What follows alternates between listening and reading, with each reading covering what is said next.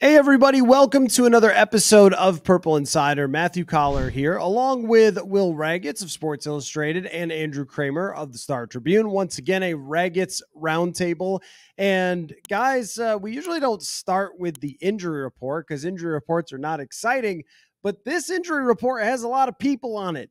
And I feel like coming out of that Cincinnati game, not only the emotional letdown of losing a game where you outplayed the other team for the vast majority, but also you played against a very physical team in a game where the Vikings come out beat up and now have to go against a Lions team that appears to be on the upswing after hitting a little bit of rocky ground here. Why don't we start a little bit in reverse with the episode? How in trouble are the Vikings in this matchup? They might be in trouble because, you see some DNPs on Wednesday and you're like, all right, maybe they'll get back. And then you see them again on Thursday and it's starting to look like they might be without some key defensive players, which would really be unfortunate against this high-powered Lions offense that just scored 42 against Denver last week. It's Byron Murphy Jr., your top cornerback. It's Harrison Phillips, who's your top interior defensive player. Danielle Hunter was upgraded to limited, and it seems like he's going to be able to play through an illness. And then there's one more that I'm forgetting right now on defense, I think. Jonathan Bullard's a little banged up as well. He plays a lot of snaps for this team. Harrison Phillips, did you say him? Yeah, Harrison. Okay, So it's Phillips and Murphy, I guess, are the two big ones. Offensively, it looks like there might not be Alexander Mattison or Brian O'Neill again. Not as concerned about that. I think everyone listening to this would agree that they want Ty Chandler to be the featured back, even if Mattison is able to play. And then I thought David Questenberry was actually completely fine for a backup right tackle performance. But if it's on the defensive side, obviously they need to have Hunter playing. But even if it's just Phillips and Murphy, those would be two big losses. Yeah, you left out. They might get Jordan Hicks back potentially. Yeah. I was really shocked to see Jordan Hicks was a full participant in practice. His first practice since the November 12th emergency leg surgery that he had. And I talked to him today after Thursday's practice. He said he was full go again, and he feels great. He said he was even surprised a little bit at how his leg has responded to some of the on-field work. So that's just going to be a matter, I think, of the training staff, whether or not they want to clear him right away after 1 week. But they might get him back in 2 weeks. But if they don't have Byron Murphy, I think that's kind of an underrated loss in terms of who's up next. Is it Mekhi Blackman? Is it Andrew Booth? Either way, those are guys that we've seen in moments get thrown on and taken advantage of. And Jared Goff, Amon-Ra St. Brown, Sam Laporta, they got a lot of targets that they can take advantage of as well. So I think this is going to be difficult for Brian Flores regardless if they don't have their full allotment on defense, even being at home against this Lions team. Shout out to the sheer insanity of NFL players and Jordan Hicks coming back. Yeah. I mean, if I was in an ambulance in the worst pain of my life and they told me, you know what, good thing we caught this or we would have had to hack it off, I'd be like, maybe I'll sell some insurance. But instead, Jordan Hicks is like, all right, back to work, boys. He showed us the scar the other day, and it's like 12 inches long. And this guy's just going to wander back out there and play. That is helpful for them. They've survived that with Ivan Pace in there, and it gives them a little more versatility with their personnel. But Harrison Phillips, in my mind, has been the most sort of under-the-radar, low-key, massively important player to this team. They've been great against the run all season long, and he's the guy in the center. At the beginning of the year, we were kind of going, they don't really have a true nose tackle here. And also, usually defensive tackles that are run stuffers do not play the type of workload he has. I think he's either already past his career high or he's definitely going to go past his career high. Plus, there's really no answers behind him. We're talking Sheldon Day. We're talking Jaquelin Roy. That one, I think, could be really difficult for a team that we know can run the football very effectively. This is an interior that already lost to Dean Lowry for however much that matters, and then they lost James Lynch way back in camp. Like, they've lost depth in that spot. Yeah, I think if you could choose one player between Harrison Phillips and Jordan Hicks to play, as great of a season as Jordan Hicks is having, you would pick Harrison Phillips because of the importance that he has to the rest of the defense and because of what the drop-off is there with the way that Ivan Pace Jr. has played over these last 4 games without Jordan Hicks. Yeah, I mean, if Phillips doesn't go, it's Sheldon Day, Jonathan Bullard. I think you'd probably have to play a lot of Kyrus Tonga just to have like that bigger body interior kind of nose guy who can theoretically eat up some of the blocks that Harrison Phillips does. But that would be a huge loss because of what he means to the second level and to the rest of the defense against the run. And this is a Lions team that has two really good, productive running backs in David Montgomery and Jahmyr Gibbs. So hopefully maybe Harrison Phillips can get in a limited session on Friday and have a chance to go into the weekend with a questionable tag at least. But that would be a big loss. It would be good to get Jordan Hicks back, though, because then you can use both of those guys. And we've seen Troy Dye getting like 25, 30 snaps the last couple of weeks. So they would find a way to incorporate both Hicks and Pace into the game plan. Yeah, related to Harrison Phillips potentially being out for the Vikings, the Lions have Frank Ragnow, and they got him back last week. He missed 1 week somehow after having knee surgery. He had his knee scoped, missed that Bears game that the Lions lost. They looked like they really missed him. He's really good, obviously, at center for them. And when Brian Flores is throwing all the blitz schemes at them, having their center there is huge. So the Lions get a key guy back, and the Vikings might be down a guy. And you talked about the secondary. Byron Murphy is an interesting one to get perspectives on because I think that he's been okay, serviceable, but maybe not what we expected. I also don't think he's playing the role that we expected. I did not come into this year going, oh, it's going to be the avant-garde defense where they just play Picasso out there and there's things moving around and moving parts. I thought it would be more traditional and he would be the nickel corner, which I think is really his true fit in the NFL. But they have asked him to be much more of an outside corner, play in a lot of zones, and then come downhill and be a tackler, which he has missed a good number of tackles and made some as well. I haven't looked at it like it has been a disaster signing or terrible or anything like that. I think the PFF grades are probably more harsh on them than what I've felt like watching him.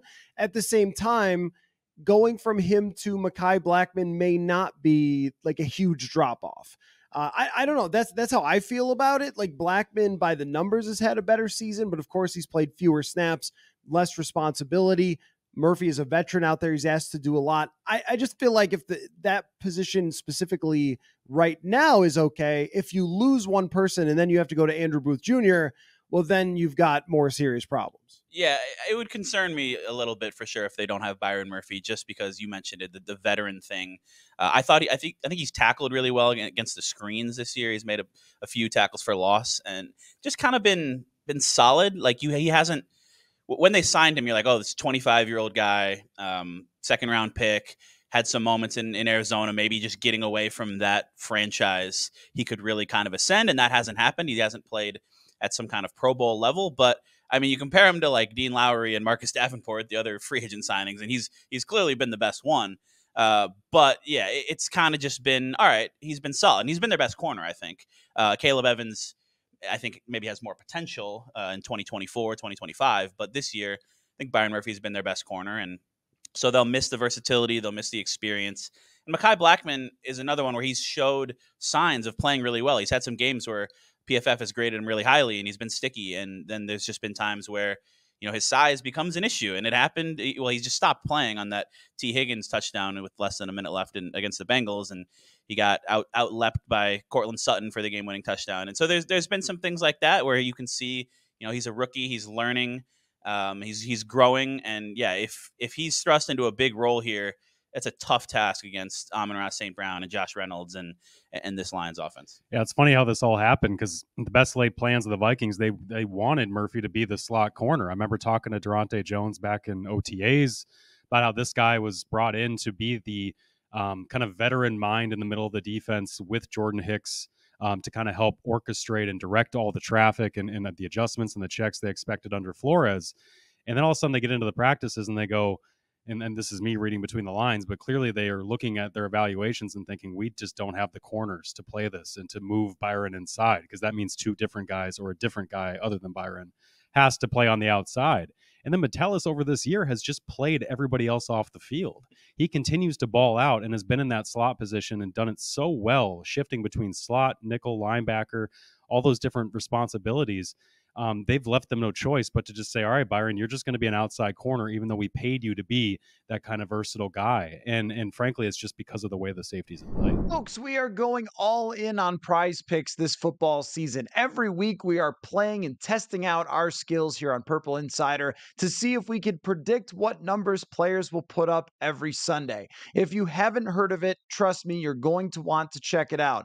Prize Picks is the easiest and best way to play daily fantasy. Instead of battling against thousands of other players and people who spend their entire lives doing fantasy, all you do is pick more or less on between 2 and 6 player stat projections. So say a quarterback's number is 250.5 yards, go more or less and bang, you are playing. And you can pick from hundreds of players and numbers this football season. The cool thing is that it's quick and easy and does not cost an arm and a leg. You can turn $10 into $250 just like that. Again, the perfect way to fit it into a busy day. Click, click, and you're playing. This isn't just something that I like. You're going to hear us doing every single week Prize Picks on the show on Purple Insider. So go to prizepicks.com/purple and use the code PURPLE for a first deposit match up to $100. That's prizepicks.com/purple with the code PURPLE. Daily fantasy sports made easy.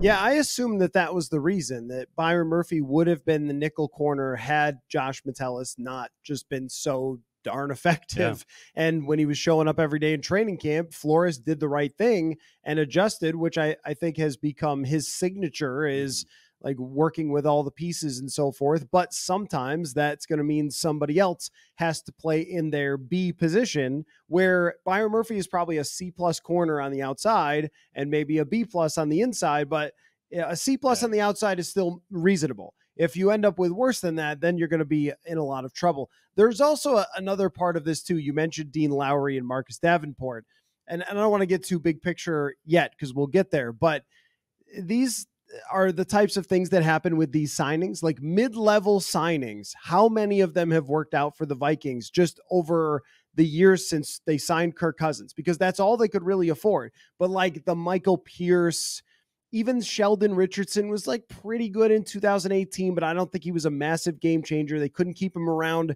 for the more than one season, that kind of thing. Harrison Phillips is the one that's worked, I guess. Yeah. I'd say Dalvin Tomlinson and Patrick Peterson. Dalvin they paid for. Dalvin was more than mid-level. Yeah. Patrick Peterson sort of also more than mid-level. Those two worked out. Yeah, Patrick Peterson worked out. That's a little different too because it's Patrick Peterson. They just kind of ended up in a good spot with that. But I don't think of Patrick Peterson necessarily as a mid-level player. People just thought maybe he was washed. So anyway, Hicks. I guess Hicks we should mention. Yeah. Hicks has been good for them. I thought last year kind of ish, but now in a better role. So it's very hit or miss. Like sometimes it works, sometimes it's a total wreck, and that's the game that you play with those types of signings. How good do you fellas feel like the Detroit Lions are? Use some sort of made up metric to tell me how good you think the Detroit Lions are. Oh man, a made up metric. I don't know. I'll try to think about a metric. I just think they are kneecaps bitten. Oh yeah. They're like, out of a potential 10 kneecaps you could bite, how many kneecaps are the Detroit Lions biting as a football team? I think like 8. I think they're biting like 4 out of every 5 kneecaps. I think they are a very good football team that I don't know has the consistency or the defense to beat a San Francisco or a Dallas or maybe even a Philly. I think I would probably rank them 4th. Even though I think Philly's lost 3 in a row or something, I would still have more confidence in the Eagles over the Lions in January. It's a good team. It's an explosive offense. Jared Goff is really kind of humming in that Ben Johnson system. They've got the weapons. I mean, we clowned. I personally clowned their draft when it happened because I'm like, you were on this podcast. I was on this podcast reacting live, and I'm like, you just took Jahmyr Gibbs 12th and Jack Campbell 18th and Sam Laporta and all these, and it has worked out, and you can't kind of crown it a total success after 1 year. But Jahmyr Gibbs, after kind of a slow start where they were getting him up to speed in the offense or whatever, has looked really good, really explosive. He is going to be a huge challenge for this Vikings defense. Sam Laporta has like 9 or 10 touchdown receptions, had 3 against the Broncos. He's been really, really good. Like, they got rid of TJ Hawkinson and just kind of filled in immediately with Sam Laporta. I don't know too much about Jack Campbell. I think he's having a fine season. Brian Branch, the safety they took in the second round, he's a guy who you'll hear about when you talk to Vikings offensive coaches. Like, he's having a really good year as that versatile kind of, not a full Josh Metellus role, but he can play deep and he can line up in the box and come off the edge and do all those different things. So, are you suggesting that the draft grades right after the draft may not have been right? Because I just can't take that if that would be the truth. I still think there, like, at the time, there was some reason to question the value of just like the positional value of going running back, linebacker, tight end. But to their credit, it's worked out. And if they make a deep run in the playoffs, then then nobody's going to be talking about that anymore. Well, if Sam Laporta is going to be the next George Kittle or with a production like it, I know he's a different player, but that makes that value worth it, certainly. And I think you could still question, even if Jahmyr Gibbs plays MVP level, the value of taking that at that spot. So it's fair questioning, but these guys have just balled out, and they've got the right system and they've got the right supporting cast that was already in place. Since Brad Holmes got hired in 2021, they've drafted Penei Sewell. They've drafted Aiden Hutchinson. They've drafted all the guys you just mentioned this year. Amon-Ra St. Brown was a 4th-round pick in his first draft in Detroit. This is going to be a team that's going to be a headache for not only the Vikings, but the Packers, the Bears, for years to come. And the only question mark is Jared Goff going to be the guy that they think can lead them to the Super Bowl? Or are they going to end up resetting at that position and taking a bigger swing at it? It's a similar spot as the Vikings. The Vikings look like a team and a roster that is 1 year behind in the rebuild, because obviously the Vikings hit the reset button a year later than Detroit. So that's where the Vikings are at right now when we talk about how good Detroit is. I think that roster is more talented. I think they've got the coaching right now. It's just a matter of, in this matchup, can the Vikings play well enough in a lot of these key spots we'll talk about? You got a made-up metric? A made-up metric? No, I don't. He came up with the one that I used. The kneecaps? Okay. Yeah. You came up with the kneecaps. Kneecaps bitten? Yeah. All right. Well, then you got to think of one. I was going to go with, out of 64 ounces of iced coffee that apparently Dan Campbell pounds each day, I think they're like 52 ounces out of 64. Because that defense is still extremely weak. I like that. Is that more than an 8 out of 10? I can't do math. I don't know. Okay. Who cares? And they just don't have anyone to pressure the quarterback outside of Aiden Hutchinson. And he got off to such a blazing start that it's funny how this works. In my mind, he was having an amazing year. And then I looked it up and I was like, oh, well, it's kind of been okay for Aiden Hutchinson. I think he's going to be a star long term, but I'm guessing that there's been so much attention on him because you're saying who else?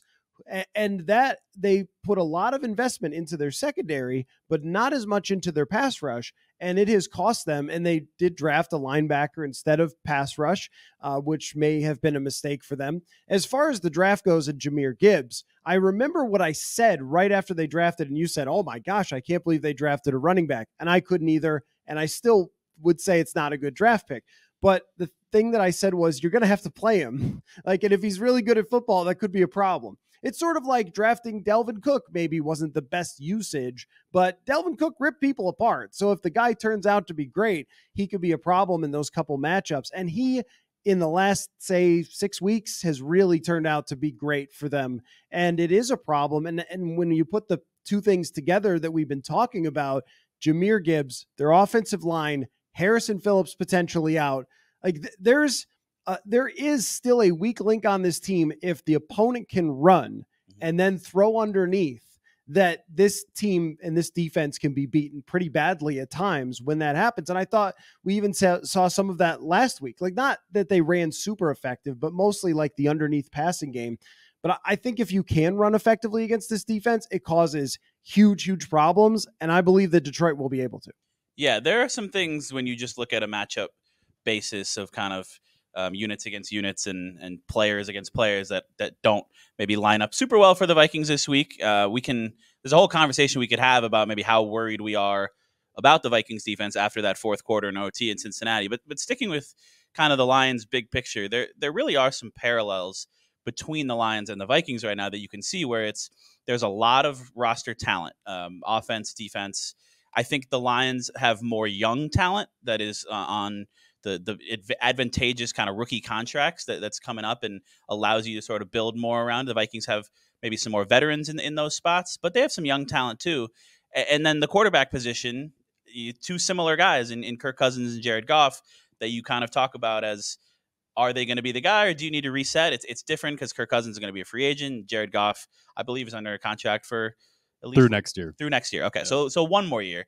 So there's similarities. I think an advantage the Vikings theoretically have is both of these teams are led by really good offensive minds. The Vikings is their head coach. The Lions isn't their head coach and looks like maybe number one on the list of guys who might be a head coach next year. And there's always 6 or 7 or 8 openings, or I guess sometimes 4 or 5, but there's always a handful of openings. I think there's already 3 right now, and there will be more to come after the season. So if they lose Ben Johnson, then it becomes how much of their success was this one guy and his ability to cook up these schemes and get these playmakers open and help Jared Goff thrive, and how replaceable is that with somebody they bring in from outside, or maybe they promote the quarterback coach or whatever it might be. And is Dan Campbell, is he the Mike Tomlin level coach where you can survive maybe some changes on offense and just have that leadership and that defense and everything? Because we went through this for such a long time where Mike Zimmer was a really great defensive mind, good head coach for a long time, but they just rotated through offensive coordinator. And once you get into that sort of cycle where you're getting Pat Shurmur hired as a head coach and Kevin Stefanski hired as a head coach and all these different things happening, a few. They fired a few. There was one resigned. Claim you didn't fire him. Yeah, it just became this cycle. So that's what the Lions, I think, need to answer for me to be like, all right, this is going to be a powerhouse for the next 5 to 6 years. Yeah, when it comes down to Sunday, what I'm interested in seeing is Goff versus Flores part 3, really, because we go back to the Super Bowl matchup, obviously, when he was with the Rams, and then in Miami in 2020, Miami and Flores destroyed Goff and Flores O'Connell. 2-0 in those. Yeah, and so I think Goff has not handled the blitz well in his career. He was the most blitz quarterback in the NFL last year. Coordinators know this. They're going to keep sending the house after him. And we know Brian Flores loves to blitz. And I think the difference, though, is that the Vikings don't have a lot of talent up front. We're not going to see Marcus Davenport anytime soon. And so the difference between what the Bears and the Packers were able to do, they beat the Lions recently. I remember watching the Thanksgiving Day game where Goff had 3 fumbles in that game. They really got after him. The Bears also got after him and blitzed him on 3rd down and 4th down quite a bit. The difference is they've got Montez Sweat, Yannick Ngakoue. The Packers have Rashawn Gary, Preston Smith. They've got more talent. Kenny Clark as well, that can jump on that Lions offensive line. The Vikings are going to need to find ways to individually beat those guys on the offense that are just frankly better than a lot of their pass rushers and a lot of their defenders. And that's my question mark, because if you can pressure Goff, you can beat him and you can fluster him. You can get him off his spot. And I think that's what Vikings coaches who spend all week talking up Goff are not saying, is that if we can fluster this guy, he's obviously beatable. The DJ Wanham slander is just well, it's not they're not playing the Bears well. I'm going to say something about Jared Goff. Maybe people won't love it. I think Jared Goff is a great quarterback. I don't think he's a good quarterback. I don't think he's just okay. I don't think he's a middling type of whatever quarterback. I think he's a great quarterback. And here's why. This is the 3rd time, if it holds where he stands, and it may not, they're playing the Vikings twice, but if it holds where he stands for their offense, that it will be the, I believe, 4th time that they have a top 5 offense. A team has a top 5 offense with Jared Goff as their quarterback. Twice in Los Angeles, one of the times they went to the Super Bowl, and then twice with the Detroit Lions. And at some point, you can't just go, oh, well, it's the system.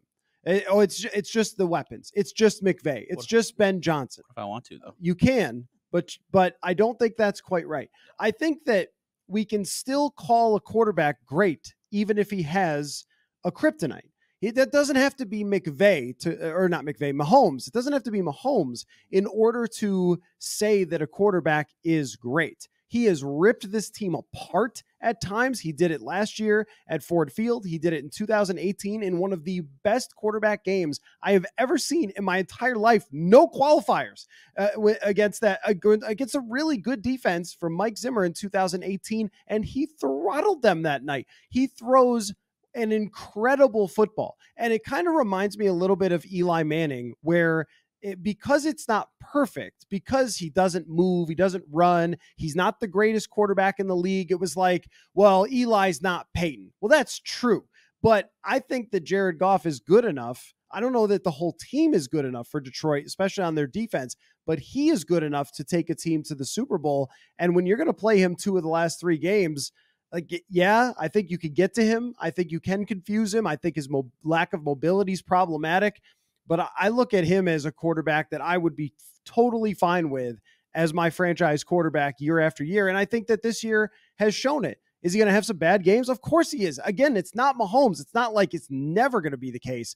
But to me, his ability to throw the football accurately into the right places makes him super dangerous when you have the playmakers they have. He strikes me as a really more athletically gifted Kirk, right? Like if Kirk were bigger, had a bigger arm, like all those things. He seems like a very similar player. Yeah, he has played well enough this year, I think, kind of beyond a doubt, to solidify himself as the guy more than just next year, for a few more years. And it's one of those things where when you're picking, they're going to be picking towards the back end of the first round. Like, you're not going to have an obvious way to replace him anyways. And I understood the taking a shot on Hendon Hooker in the 3rd round, who was really good before his ACL injury. He's very old, but there's a chance that maybe he is a solid backup and could be an option a few years down the line. Before retirement age, yeah.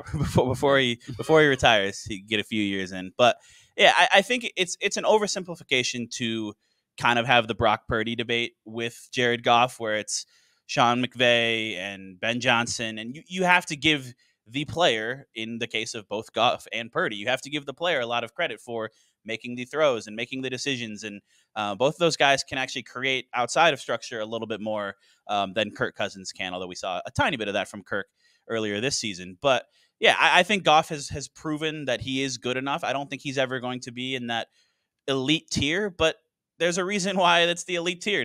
There are only so many of those guys. You don't have to have one to get to the Super Bowl. It makes it a lot easier. But if you build the team around them, and I think they've done a really good job of that, Brad Holmes kind of just drafting well, filling in pieces with blue chip talent on both sides of the ball. Like, if the Detroit Lions got to the Super Bowl this year, I wouldn't be stunned. I would be surprised. But that offense is good enough that I think they could beat just about anyone if they caught San Francisco on an off night. Yeah, I think Wes Phillips said about Goff, he was one of the coaches in L.A. with Goff at the time when him and O'Connell were over there. He had said that, like Cousins, Goff is one of those guys that if everything is set up right for him, he will get it for you, 100% of the time, 10 out of 10. He will hit everything accurately in rhythm on time. If you can scheme it up and set it up right. And he said that's really hard to find. There's not a lot of quarterbacks in this league who are that reliable and consistent. So then you combine that with all the athletic talent we're talking about. I think, yeah, sure, there's an argument that he's great. It's just, yeah, what is your definition of great? And if it doesn't have to be Mahomes, then no, it doesn't have to be. Well, Mahomes is in a tier all by himself, because I think with that setup in Kansas City this year, most quarterbacks who are even considered very good are not winning many football games. Like, you can't just have your receivers drop the ball all the time and also not know the routes half the time. It seems like Travis Kelce's been banged up, hasn't had as good of a year, maybe distracted. I don't know. But no, you can't usually have it that poor, and their offensive line and their tackles aren't good either. Like that, normally that's not something that you could still be at the top of your division. Yeah. That says everything about Mahomes. And when Jared Goff's team was tanking, they lost a lot of games. So it's not like he's impenetrable to anything, but at his best, he is as good as any quarterback in the league. And here's the thing, like Kirk Cousins has never led a top 5 offense. This guy's done it 4 times, and they've both had great setups, great coaching, similar systems, all those things. I think his true superpower is that arm talent, where it's not just tight window throws. It's like the velocity, like the ball just gets there, right? So anyway, I'm more impressed with Jared Goff, I think, than most people. I think this could be a problem for the Vikings defense in this game. But we have not talked about the offensive side and the conflict of last week. The conflict of last week is, wow, Justin Jefferson. Everybody remember that? With like 3 or 4 catches. And Jordan Addison, I don't even know if it was supposed to go to him, and he caught a touchdown. The weapons in this game, Ty Chandler, TJ Hawkinson, the weapons had a phenomenal game, and they couldn't get 6 inches on a overtime tush push, and it kind of ruined all of that. But if they are able to repeat that again, which will not be easy, but if they can, then this game can be very interesting, I think, between these two teams. I think it absolutely can. I think this has the makings of a potential shootout, which we haven't seen a ton of this year. I mean, last week was fairly high scoring, went to overtime, but this could be like a 34-30 type of game if the Vikings can hang, just because this Lions defense has some difference makers, but overall you can score against them. And I think I'm just watching the game back, the offensive tape. Like, yes, Nick Mullens had the 2 really bad interceptions, and the 2 Jordan Addison touchdowns were maybe also bad decisions. But just forget about those 4 plays, and you watch the other 30 throws that he had, and it was consistent enough. I thought there's ball, another pick 6 mixed in there, but yes, yeah. that's true. That was all right. 5 plays. Aside from all those interceptions and the dropped interceptions and the one that got turned over, and I know great. you can't forget about that, and you shouldn't, because those are the most impactful plays of the game in both directions. I think just on a consistent down-to-down basis, Nick Mullens was dropping back with timing, no hitches, in rhythm, delivering a perfect throw to Jordan Addison or Justin Jefferson on an outbreaking route near the sideline. And he was delivering the ball on a dig or a crosser and putting it in a good spot. And he was getting TJ Hockenson opportunities, who TJ Hockenson made him look good on a couple of those kind of more difficult catches. And it was something that had been missing the last few weeks with Dobbs, where he can execute the offense. He didn't look lost out there. He looked like he knew what he was doing, where he wanted to go with the football. He read the defense. So I think it was a no-brainer to give him another start. I know there's fans who want to see Jaren Hall and want to let's see what we have in him. Like, this team is still in the 6th seed right now. They want to win games. They clearly think Mullens gives them the best chance to do that. And I think he has a chance this week to put up more yards with how good those top 3 targets are. I mean, that's you can put that up against almost anybody in the league, Jefferson, Addison, Hockenson. And then keep feeding Ty Chandler. His burst watching the tape back was so obvious, and making some guys miss at the point of attack and being able to go for 8-9 yards consistently. Yeah, I think the Bengals defense is really bad. I think we saw that. I think that's why Nick Mullens was able to at least find so many openings. They converted a 3rd and 15 with like a 6-yard hook to Hockenson. Like, how does that happen? Like, I think Cincinnati was really bad in that game. I think that helped the Vikings. Obviously, that's why Chandler's first start goes for the most rushing yardage ever under O'Connell, which is incredible. Which you predicted, by the way. You said 120. He had like 160. I was scoffed at. And yet, it was, what did I say? I said 120, and it was even more than that. 157, I think. Yeah, so my prediction, though, is that I would take the under. I think this is going to be lower scoring than people think because of Flores' history against Goff. And then on the opposite side, I think Mullens is going to come back to earth a little bit. And not to say that he was playing out of his mind. It wasn't that great, but it was against a pretty bad defense that he threw for 300 yards against in a start that he hadn't made. When was his last start?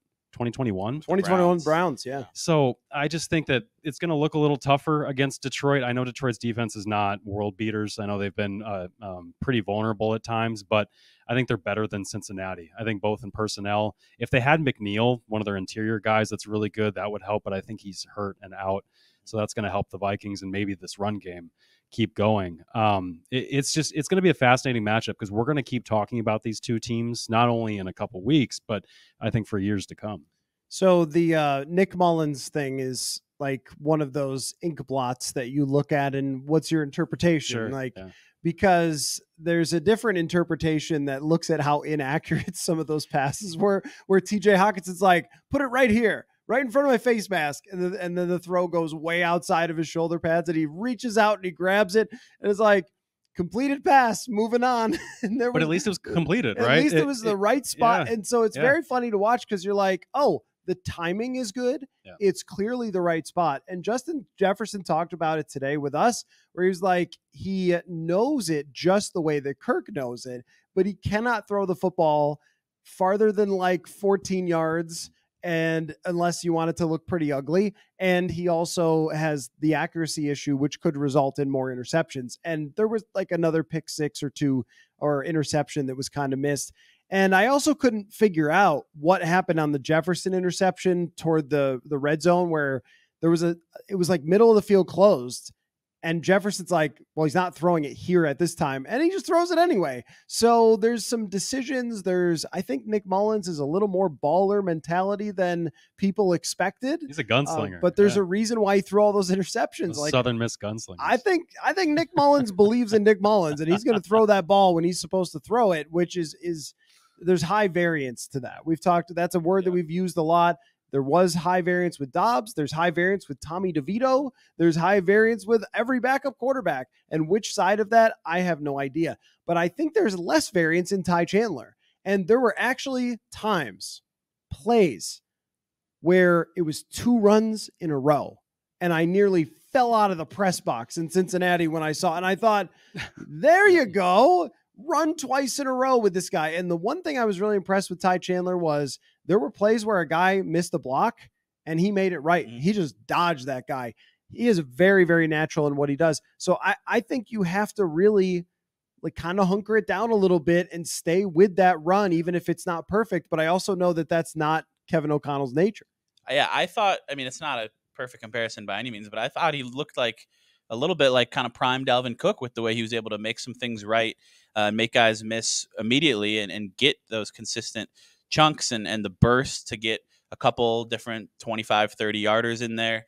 I think you have to lean on Ty Chandler in this game, feature the run early and often, which they were able to do last week early against the Bengals. It makes it so much easier for Kevin O'Connell, even if you can especially if you can get 8 yards like they were on a bunch of first down carries, but even if you can get 5 or 6 and you're in 2nd and 4, 2nd and 5, and just all the things that does to your playbook. There was just too many times earlier this season, and it wasn't always Alexander Madison's fault because the run blocking wasn't great at times, but it was a 1-yard run on first down, and then it's 2nd and 9, and then you're getting pressure, and it makes things really hard when you're able to stay on schedule, ahead of schedule, move the sticks consistently, and then try to generate some explosives with your Justin Jefferson, Jordan Addisons. I think they should be able to move the ball in this game. Nick Mullens, I kind of thought just earlier this season when I'm thinking about all the quarterbacks when Kirk goes down, I'm like, all right, Nick Mullens, maybe he's like the low variance option. Like Dobbs will be a roller coaster. Jaron Hall, we have no idea. Mullens, you kind of know. No, Mullens is just a different Dobbs, basically. He's just going to sling it. He's going to run around. There was one play where he just jumped up and down in the pocket and didn't even throw it. And I was like, all right, what are you doing? So he's fun. He's aggressive. He definitely is that gunslinger like other Southern Miss quarterbacks. And he's gonna be aggressive, and it's gonna lead to some turnover possible plays, and it might lead to some more wild touchdowns. So we'll see. I didn't think Favre as I was watching Mullens. I didn't either. I didn't have that come to. Oh, you didn't. Okay, all right.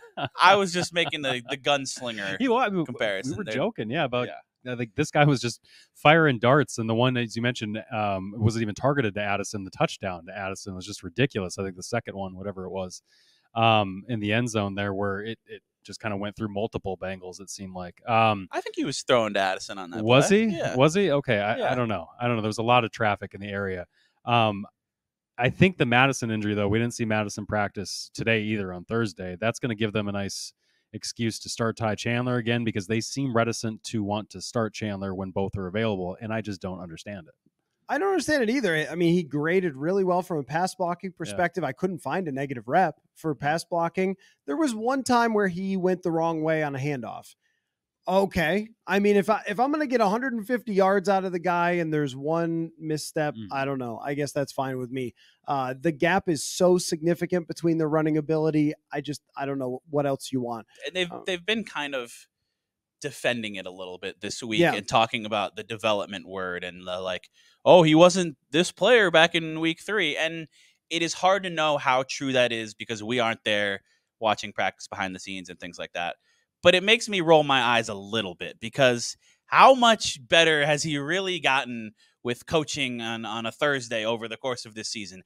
I think you could have played him a lot more earlier this season, from the start of the season perhaps even, and lived with some of the trial and error mistakes, the learning moments in pass protection or whatever. And I still think it would have been more worth it because Alexander Madison has averaged 3.7 yards per carry and fumbled 3 times. Oh yeah, maybe if Kirk Cousins wasn't credited with the most fumbles among quarterbacks through the first 6 weeks, they would have got to him sooner. Honestly, maybe it had to do with the fact that their offense was on such a razor thin margin and coughing the ball up at such a rate. But Madison was also doing the coughing. And so I think this has taken way too long, as you guys are talking about. And Chandler, just that speed and quickness, like this run blocking is not good, right?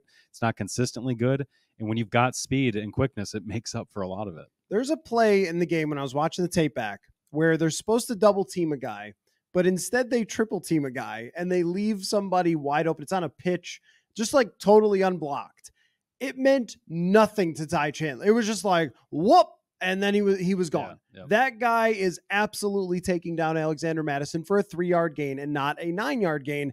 My guess is that there's truth to all rumors about Chandler not knowing everything about the offense. Yeah, I'm not dismissing that entirely. But if I also, as a coach, had a moment where I was like, oh, whoops, I would also be like, well, he wasn't ready. You guys don't understand. You're not at practice. You didn't see it. He really wasn't ready. Right? I mean, wouldn't you wouldn't be like, oh man, we had no idea it was going to be that good. We screwed this one up. Right. I would also say too that I didn't need Kene Nwangwu last week. You might need him this week. And with both of these guys, I think it's a reasonable criticism to say when you look at Miami and how they use 4-3 runners. Why do you have 2 4-3 runners that you couldn't figure out a way a couple times a game to get the football? I know it's all built around Justin Jefferson, but Kene Nwangwu's just been chilling for 2 years, watching kicks fly over his head. That's a lot of effing speed to watch kicks fly over your head, right? Like there's got to be something that man can do with the football in his hands. And the same thing with, Ty Chandler, that we all thought that like, there's got to be something. He's, playing 3 plays a game or whatever. And we figured that out. So I think it's both a reasonable explanation and also a little bit of a, no, we had it right. Totally right. And you guys are wrong. You are one of the last few residents on Kene Nwangwu Island as a potential offensive player. I like it. I don't disagree. Just get him the ball. Like I think there's a lot of talented teams that find ways to set up.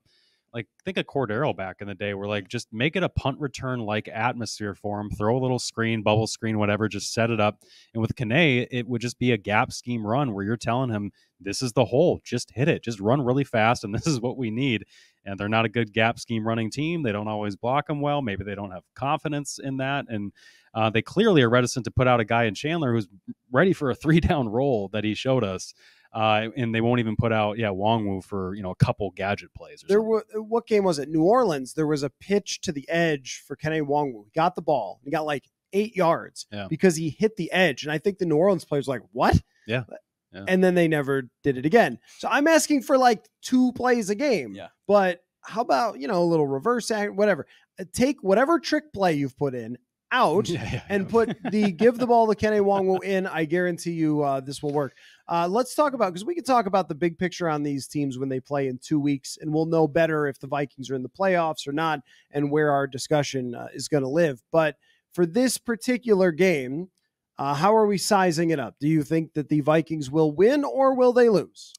I am not going to pick a Vikings win because I don't think they're the better team. I think they easily could win. I think every single game, no matter who it is against, is a 1-score game. So it'll come down to those 1 or 2 plays. Although if there was a week where the dam was finally going to break and they're going to lose by like 17, I don't think that's going to happen because it never happens.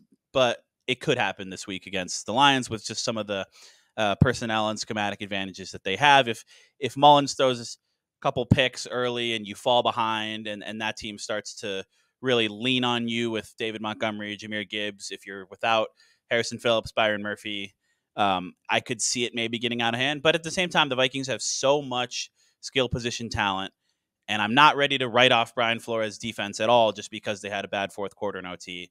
I do think it'll be close, but I'm probably going to pick the Lions. I would say to Vikings fans, like just big picture, go into this one like with reasonably low expectations, and if they win it, that'll be really fun for you. But they're kind of playing with house money at this point in the season without Kirk Cousins on their 4th starting quarterback.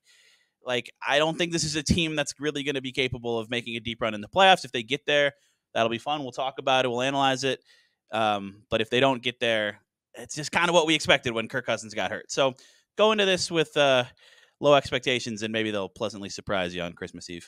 Yeah, I think logically I see the matchup we all talk about, right, in terms of the more talented Detroit offense, and I just see them leaning on this Vikings defense in the second half, the fourth quarter. Maybe it's a struggle to run the ball early for them, but then they break it open in the second half. That's logically how I see it happening, but it would be so NFL for the Vikings to jump out to a big lead, San Francisco style, like they did in the Monday night win against the Niners, jump out to a lead and then hold on to it against a quarterback in Goff who has to try to throw his way back into it. That would be the kind of script I could see the Vikings following to a win. It would just be totally NFL for the other team to just kind of flip. Is that what you're picking, though? No, I'm not, because again, I logically I'm horrible at picking these things. I think what's going to happen is Detroit is going to be the more talented team. They're going to not make the critical mistakes that cost them games against Chicago and Green Bay in terms of the turnovers. I think a Vikings team starting their fourth quarterback is more prone to those mistakes. Yeah. So no, I think the Vikings are going to lose, but that's what makes it fun. Who knows? I've never felt so lost picking games as I have this year. Every week it's like, well, I have no idea. But, we just make a pick because we do, and it's fun to do. But, I mean, I would also go with the Lions here, and I'm leaning a little more toward where Will seems to be at, which is that the Lions might win by 10 or more points, because as the Vikings get injured and the Lions get healthier, that gap grows of the talent between the two sides. And with Mullens, he just gave me so many reasons not to trust him. I mean, like they were executing the offense, moving it up and down the field, but the turnovers, the interceptions, the also attempted turnovers by him, I think were pretty concerning. And it took a lot of great catches to make that thing go. And it took a lot of great runs by Ty Chandler to make that thing go. I'm not sure. And they got to 24 points, which is not special. It's like a average amount, slightly above average amount in the NFL. And they had a great day other than some QB sneaks. So we've all picked the Lions. Congratulations to the Vikings on on their 8th win of the season. What a huge win it's going to be for the Vikings, since we all just did this. That was all setting up to say, would I be even the slightest bit surprised if Jared Goff had one of those days against Flores' defense where he looks kind of flustered and confused and throws the ball into the dirt a bunch of times and they lose? No, I wouldn't be surprised at all if that happens. So it will be really something. And if they win, then all the air that went out of the balloon last week will go right back in it this week for the fan base. So we'll see what happens. But of course, we will be there at US Bank Stadium to cover it. And we will, we only got a couple more roundtables left. So these have been fun. Thanks everybody for watching / listening, and we will catch y'all later.